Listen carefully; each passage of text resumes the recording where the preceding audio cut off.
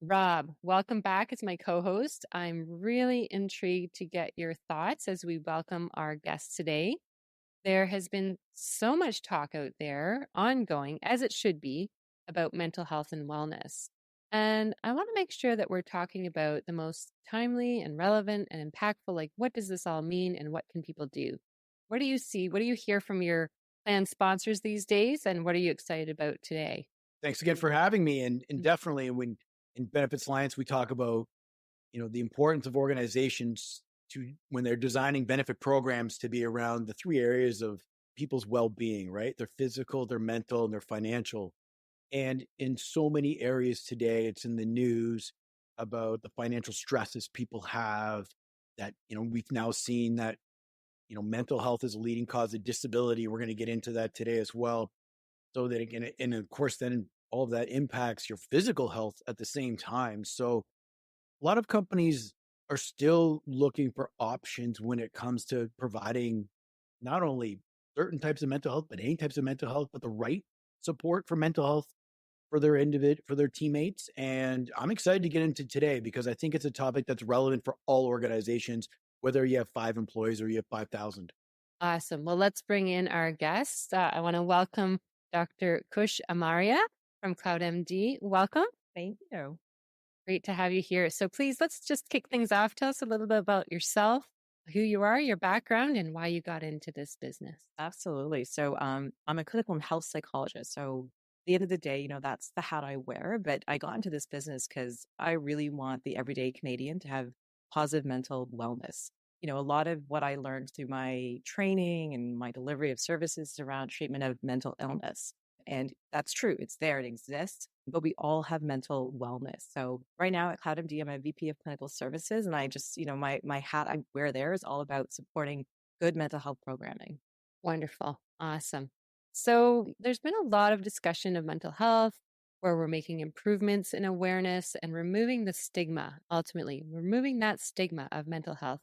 But we still have a long way to go. Can you share with us some key stats that tells us where we sit today and the reality of how many Canadians are likely to face mental health and wellness challenges? Absolutely. And I'll start by saying the key stats are kind of alarming. We know that 1 in 5 Canadians are going to have a diagnosable mental health condition. By the age of 40, 1 in 2 have had or will have a mental illness. We know that mental illness and substance use that's the leading cause of disability in the workplace.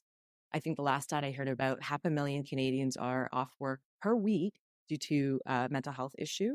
And this one is no surprise to anybody, but that $50 billion a year cost in terms of lost productivity and issues in terms of the workplace and all this health-related quality of life because of mental illness. And so, on average, we also know that the cost of, I think it's a workplace disability due to mental illness is sort of twice the cost of it is due to physical illness. And so the stats are out there. We know that this is something we have to be paying attention to. Right. Yeah, and that's alarming. We spend so much time talking about drug plan management and, turning the conversation today around, mental well-being management, if you want to do that. And it's great to hear those stats. And I think where still a lot of plan sponsors, will struggle is, how to properly design a wellness program. And we know how valuable it can be in so many different areas. And I think what a lot of companies still challenge with is, you can have a great program, but how do you measure it? And so one of the big areas is around communication. So maybe talk to us a little about some of the strategies that you've learned or successes your organization's had around communicating a well-being program. You sort of highlighted it already. There's this importance of communication, right? And I think I just sort of would say like a good plan is great, but it's only as great as its usage. And so we want to be thinking about this idea of empowering employees. And I think of it empowering employees to really to take the steps for healthier living. And so how do you support that? How do you help? And I think you talk about mental health, you destigmatize what mental illness is. You talk about the idea that we all have mental wellness. I can't stress enough that you need to have ongoing communication. Great to know what's available to you as an employee. Again, whether you're in a company of 5 or 5,000, but you have to also know how to reach out for help. You need to know, those signs and symptoms that something might be going awry. And so managers, leaders, whoever they might be, can really do a good job of reminding people of the tools that are available, giving them sources and strategies to assess themselves, check in on each other. I would much rather people learn preventative strategies, education strategies. If that puts me out of business as a psychologist one day, that's a good thing. Because at the end of the day, we want everybody talking about mental health. We want people talking about mental wellness as part of that everyday conversation. So communication, it sounds kind of generic, but I think it's having that right part of your daily discussions, your team meetings, reminders of what's available to you. I'll kind of steal this tagline that we have at CloudMD, which is about a healthier, happier, and more productive workforce, right? That's like our goal of every benefits program.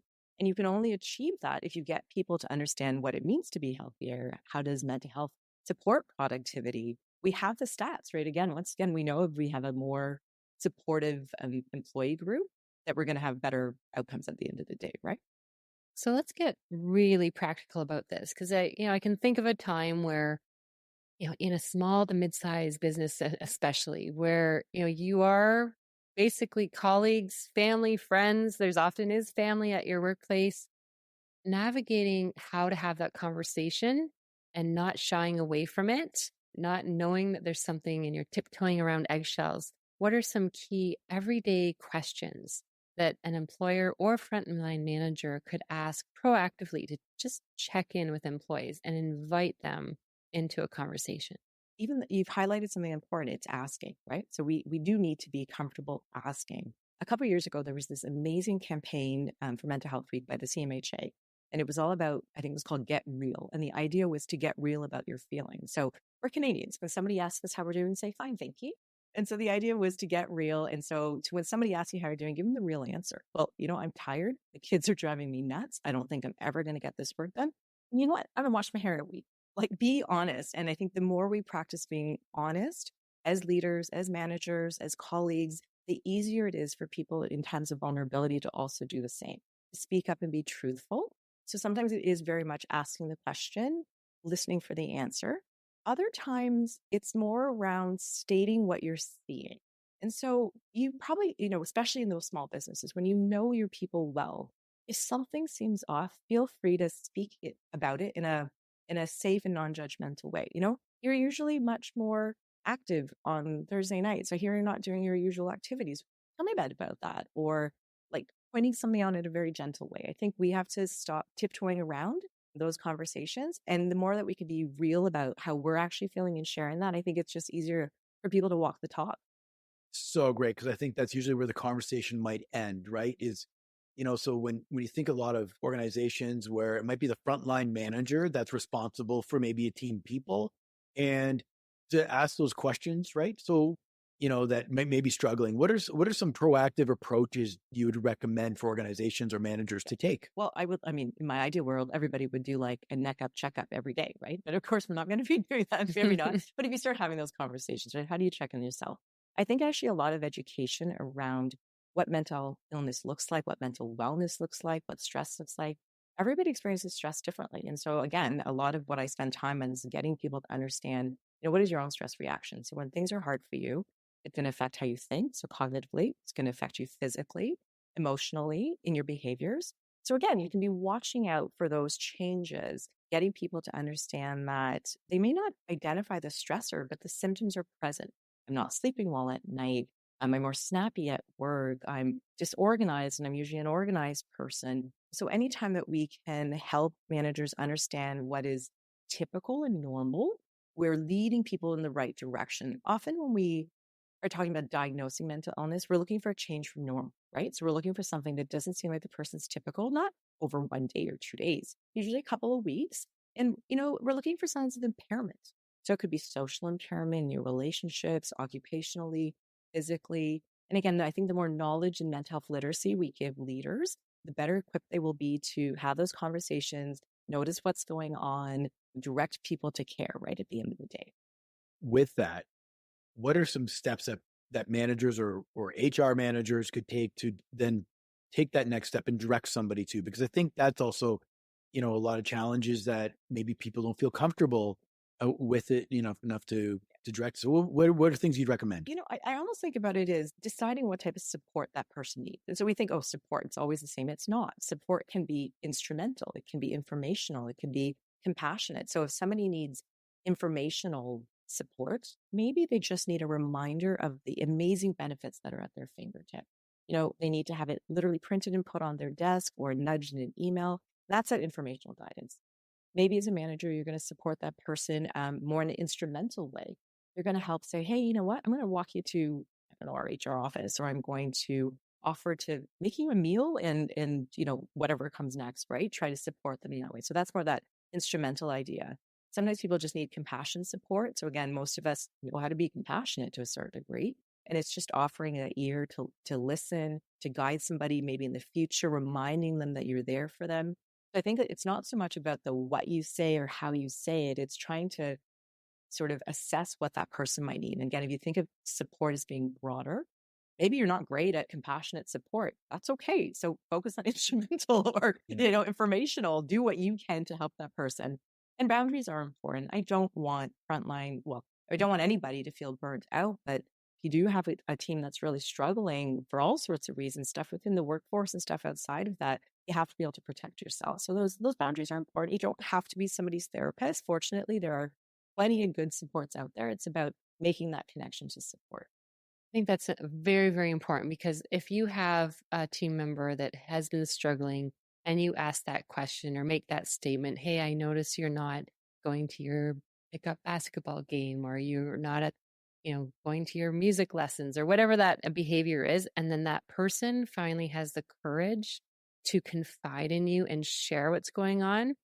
If all of a sudden it's something very serious and overwhelming that's been put forth, I feel like it'd be very scary, right? For that frontline manager, you almost go deer in headlights and go, okay, I can't get this wrong.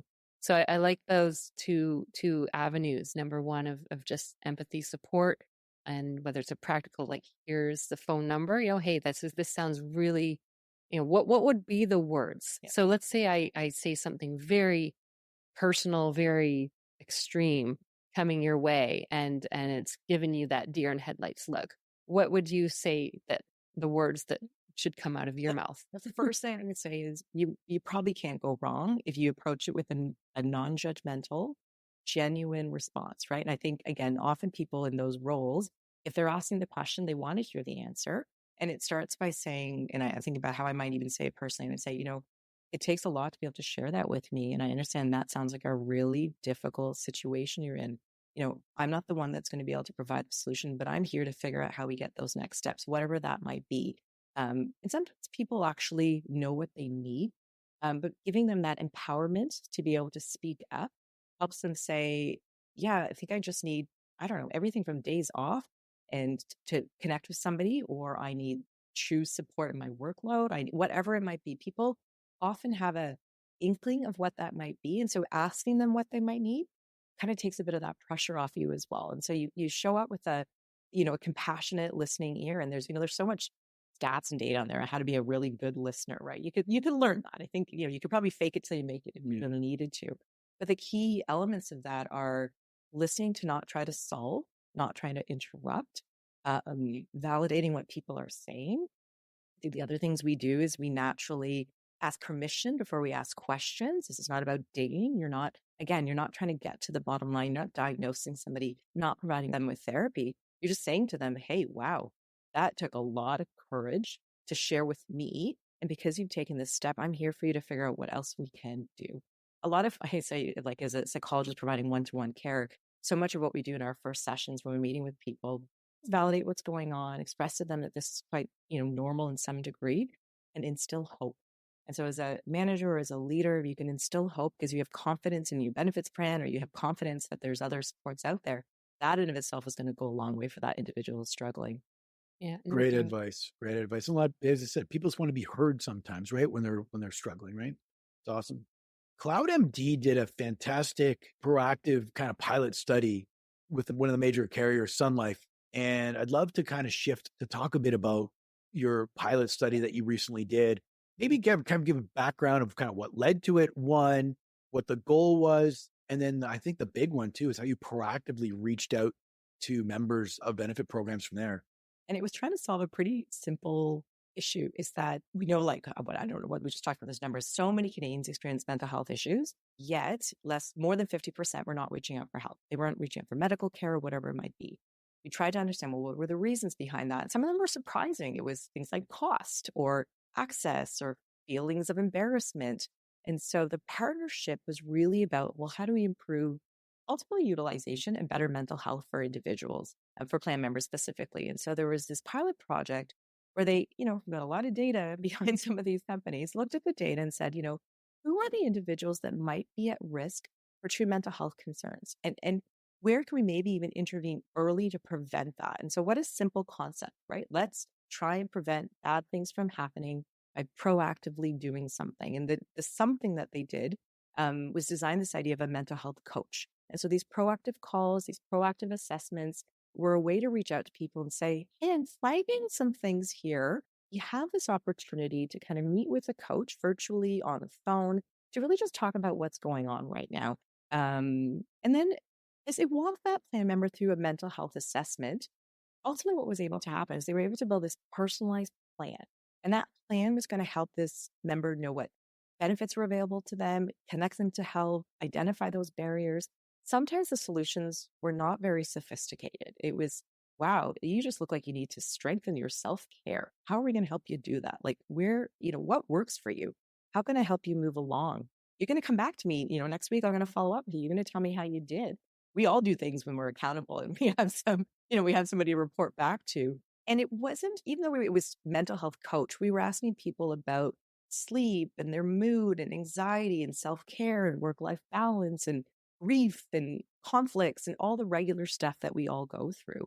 And, the mental health coach's job was to offer encouragement, keep people aligned. It involved measurement actually along the way, right? And measurement is actually very important for people's success. When you give people feedback on how they're doing, it actually improves their results over time. And so we were doing this assessments along the way and these check-ins. I think that was a pretty unique concept in the first place. And so we were pretty pleased with the results. There were some really neat findings that came of that. Everything from, people themselves who had, initially had symptoms of depression and anxiety. The numbers were really high, but pretty much all of them said they felt like that's a major improvement. We saw people have better understanding of their benefits overall. Most people said they would recommend the service to other people. We even saw, which is one of the directions I think we're aiming to go, there was a 40% increase in the plan members' utilization of their mental health benefits for the first time. So these are sitting there. People weren't using them. That's huge. Yeah. And we knew if people would use their mental health benefits that we could, again, prevent some really major decline in a way. And then there was just all this other general improvement. Most people said, that their anxiety symptoms got better, their depression symptoms got better, their symptoms of sleep problems got better. There were individuals who were on long-term disability, the claims duration shortened, return to work was shortened. So lots of great stuff. And we can share all these stats and the results for you all as well. But it came from this concept of not waiting till things got bad, set people up for the right support at the right time. And we know navigation is such a challenge. So that was sort of the model. And I'm happy to say that the mental health coach is no longer just a pilot program. It exists. And we have people who are excited to sign up and be part of it. And we're building our group of expert coaches, right, who can and lead people through these programs.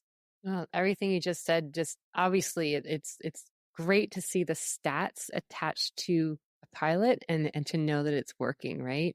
So a few things I heard there was that early intervention and just before things get, to a point where even the simple task of dialing a number and picking up the phone is overwhelming. So picking up, having someone reach out and actually care, proactively about you, and then coming up with some accountability. It sounds like accountability is key. Man, that word keeps coming up, Rob, everywhere we go. And I'd love to talk a little bit more about the tools that organizations can use in their kind of mental well-being toolbox for their organization. Because traditionally there's been employee assistance programs that are very common, but the world's adapted more beyond just employee assistance programs over the last several years. And even coming out of the pandemic, where we would expect it as advisors that employee assistance program utilization would have doubled or tripled, it didn't. stayed really flat. And so we're shocked that I think in our benefits alliance, our entire block of business, which is pretty significant in size, only about 9-10% of members utilize it. So can you talk a little bit about some of the different tools that we talk about navigation and some of the other options that are available out there for people that most people aren't aware of? Absolutely. And again, mental health coach is a really good example of that. Who would, you may never even know whether mental health coach is available to you as part of your plan, but it's just a suite of services. And again, so at CloudMD, very much interested in this idea of having various tools available because you don't know what you need, at least until you need it. And sometimes, even if you have everything on, like served to you, you don't know how to get to it. And so I hear it really often that people say there's this kind of misbelief that mental health support is this one size fits all model, right? That it's either just your EFAP or it's the typical you got to show up in someone's office, put your feet up on a couch and talk to somebody and drive half an hour across the city, all of these things. And that just isn't the case anymore, right? It really, really isn't. We do have some really great short-term solution programs. We have extended counseling now. We have self-guided programs, therapist-assisted guided programs, online, virtual, in-person, mental health coaching. It all exists, and there's probably more neat and interesting things in the pipeline. But typically what happens during times of stress, you kind of alluded to this earlier, Carolyne, where you can barely pick up the phone to get to the right person, let alone try to navigate, figure out what you do. And so one of our solutions really around that was this idea of nurse navigators, right? Your very first contact, whether it's picking up the phone, calling CloudMD or your provider, or going to our platform or key platform, the idea was that there's a clinician at the other end who's going to ask you the right questions. And really, that's your first clinical contact. That's your triaging, right? Helping you understand that, hey, you're talking to me about months and months of sleepless nights, anxiety that's getting in the way of your everyday, challenging relationships. I don't think a 3 to 6 solution EFAP model is right for you, but I have a great idea that what could help you move forward. We've got this, TA's ICBT program, which I can tell you a bit more about, that's really designed for long-term chronic problems. It's going to help you treat your, what sounds like insomnia, for example. And so I think this idea of this navigation, you cannot offer people a suite of mental health supports, including work-life balance and these other things, without having somebody that's going to direct the person to the right place at the right time. And really it's helping them build that path. I mean, we all want some hand-holding when things are tough, right? Regardless of what it is. And if we can do that, and everybody will need a certain degree of it, then we're already a step ahead in being able to support people. And it takes away that stress during a time of stress and knowing what you might need.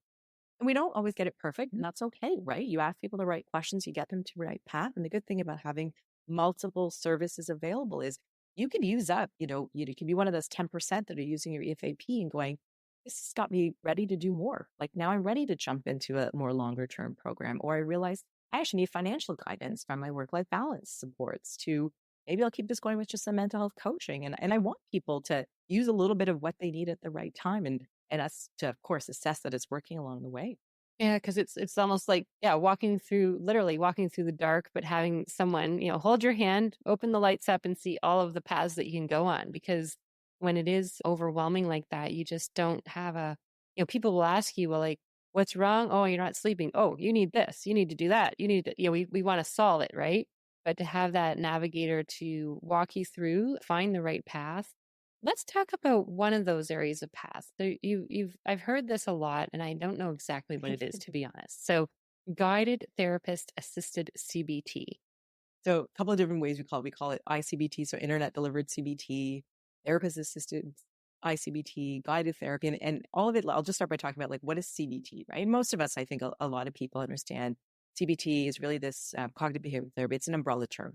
It describes a number of different mental health treatments that have been around 40, 50 years now. It's got a good evidence base, and it's been shown to be effective to treat a lot of really common mental health issues, as well as just general mental health wellness. And the premise is really quite simple, actually, that you can get people to change the way they feel and even how they behave by changing how you think. That our thinking is what leads to feelings and behaviors. And so, I have to say, everybody comes to therapy. What are they looking for? I want to change my feelings. I want to be less sad, more happy, less angry. I want to change my behavior. I want to sleep better, scream less, feel more relaxed.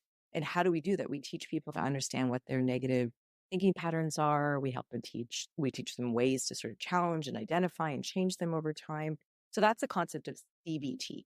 And so CBT was traditionally delivered by someone like myself sitting in an office. You come to my office once a week for 50 minutes, pretty expensive, I'll be honest. And you get better, right? If you do the work, you get better. That's the one good thing we know about CBT typically. And so for many years now, we recognize like that is just not okay. It's not accessible. It isn't even acceptable, right? That the everyday Canadian's not going to have access to supports like that. And you throw in the public health system and it's even more difficult in a way. So the concept behind a therapist assisted or a guided program was you take the best of CBT, you put it in an internet platform or program, but you don't stop there. You don't just give people the book like CBT for Dummies, right? That's not enough.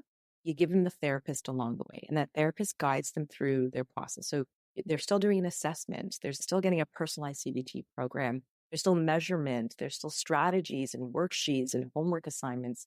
And messaging. So you're not text messaging the therapist in real time, but you're sending messages. The message is getting back to you in a day or two. And the whole idea, and we've been doing this for many years, is that you think of the individual who's working night shifts, is struggling, let's say they've got, difficulty with relationships and sleep, and they're dealing with a chronic illness. They're not showing up in anybody's office. Even a very accessible EFAP program is not going to work for them. I don't know a lot of therapists that want to work at 6 a.m. or midnight or whatever it might be, but this program can, right? It was always designed at a really good price point. So it makes it really accessible for any business size, truly at the end of the day. And the one thing I like about it in the suite of services is the intention was around treating more longer term condition. So an anxiety disorder that's been there for many months, it's not going to get solved with a couple of visits with a counselor. Visiting with a counselor for an EFAP program is going to be great when you need some strategies to get through your week. You need some ideas to reset, get back on track. But if you've got a genuine mental illness, such as generalized anxiety disorder, maybe depression or trauma, you're going to need something that's more long-term. And that TI-CBT is a great solution for that.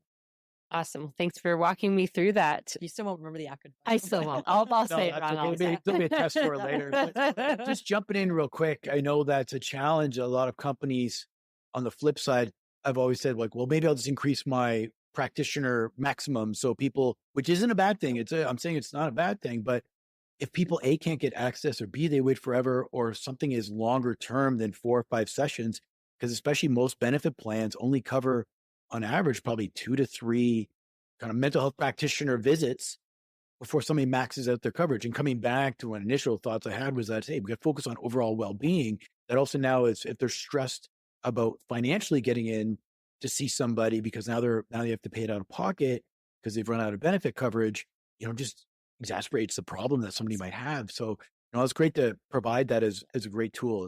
Loved hearing about that.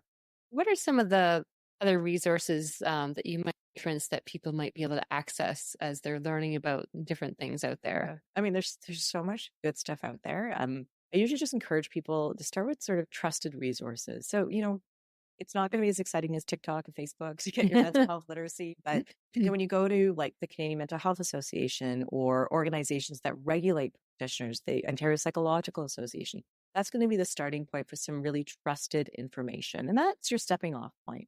I promise to share, as I said, some the links to our pilot study, some other good links to get people connected. But, you got to start with something that feels, it can't be too good to be true. If there's a solution that seems too easy, it's not the right solution and it's probably not real. So start with some trusted places. That means you're going to get some info about what you might be experiencing. There's lots of ways to, self-diagnose to a certain degree. And there's no problem with that, to be honest, if that's your way to get to help. You got to start somewhere. Great. Love it. So every year there's a mental health and wellness week. Rob, I'm thinking, what you might be talking to your clients, your business owners, your plan sponsors as they prepare. What are some things people do in the workplace to prepare and promote for that week? And what do they do during that week? What are some best practices that you've seen? And maybe we can also pick the brain of Khush here to tell us some more. Actually, I'll tell you one of the things that we do at CloudMD. We really want to make that communication for things like Mental Health Week turnkey, right? So you can just push out an email, push out some information. This year's theme is all about compassion. So we have some great insights about compassion, different ways to build a compassionate sort of model. And however, regardless of what you do, you just have to use this as an opportunity to talk about mental health. You can't skip this weekend without having something on your mind. So we want that info to be quality info, timely info, easy to use so that you're a busy leader of some sort. you don't have the time necessarily to get that out to everybody or to formulate it yourself. So we want to make that really easier. But there's other things you can do. So you can walk the talk. So great opportunity to start talking about stories about mental health, ones of hope, triumph, as well as the difficulties that go with that. I think once again, when leaders in any respect are walking the talk about mental health, it just makes it so much easier for that everyday person to stand up when they need help. And I think you want to make sure that it's like a stepping stone for talking about mental health throughout the year. Obviously, speaking as a psychologist, I want people to be talking about mental health and wellness every day. But, the more that we bring it up, the more it's not just a checkbox, we've done it. It's integrated into our work culture, right? It's an extension of your culture. Yeah. It really is. And the biggest things we always bring up to is there has to be a champion, as you said. There has to be a champion. Someone owns it in the organization, or multiple people that own it in the organization to just get things started. And starting at something versus nothing is, I think, real step one, right? Building community. Like, how do you build community within it? As you said, bringing teams together. And it could be anything from that, like a team lunch, or I've seen a lot of organizations get involved in the community for the day, right? Just somewhere to feel like you're part of something as a starting point, and then to extend it beyond that, to understand that, hey, like, if we're all going through challenges, where do we start? Oh, especially with this year's theme about compassion, right? It's about compassion towards others. We could all use a little more kindness. There's no doubt about that. But also cultivating compassion for yourself, right? These are tough times for everybody to some degree or the other. And so this idea of taking what is being handed to us and say, okay, well, how does this apply to my life, my work environment, my colleague, my family? And this is the week where it's going to be really easy for us to do that. It's all going to be at our fingertips, right? Love it. Exactly. Absolutely. Yeah, it's easy. Yeah, because it's been a long decade already, right? We're like not even 3.5 years in this decade. And just, whether it's on the news or we started the decade with the pandemic, it's easy to say, yeah, you know what? The last couple of years have sucked. Yeah. But how do we make it better? What are steps we can start tomorrow? I love it. I think one of the things that you just mentioned too, the stories, the sharing, not that you need to share the details of what's going on in your life, but I think about, it's like anything. If you buy a house and you had a great experience with a real estate agent, you're going to refer them, right? So if I had an experience where I've improved my sleep or improved my health, however I did, or whatever my circumstance was, to simply share that, hey, you know what? I accessed this. I had no idea I had that coverage or that experience. Here was my story. Here's my outcome. I'm feeling better. Just as simple as that, right? To know that, and that's where people really start to see the value and the utilization of the benefits plan that helps that, long-term overall organizational health and personal health and wellness. So any final comments or thoughts as we look, day in, day out, talking to plan sponsors, employers? Last simple final comments of advice you'd say as they look ahead and try to promote a culture and get to a spot where we've made everything better, as Rob said. I think as Canadians, we're so invested in mental health. We really are, right? And I think about this next generation and the way that they talk about mental illness and wellness, and it's not at our fingertips. It's not the way that we speak. I know that. But this is the next workforce. This is the group that it is the bread and butter I expect when it comes to how they're choosing where to work, how they're choosing who they want to work with, how long they stay in jobs, all of these things in a sense. And so we think about all these ways that we can support engagement and presenteeism and all of these things in a sense. But if we have a healthy workforce, a healthier, productive workforce, everybody wins at the end of the day. And so, and it has this dissipating effect, right?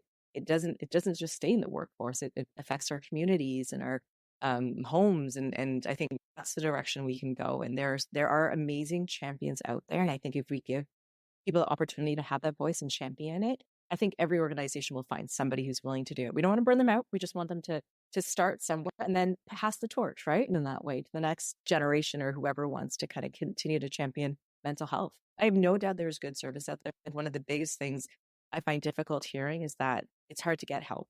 And I agree, it's not easy to get help, but help exists. And we have to help each other and get to the right help at the right time. This has been amazing. We're going to have you back one day for sure. Dr. Amaria, thank you so much for joining us today.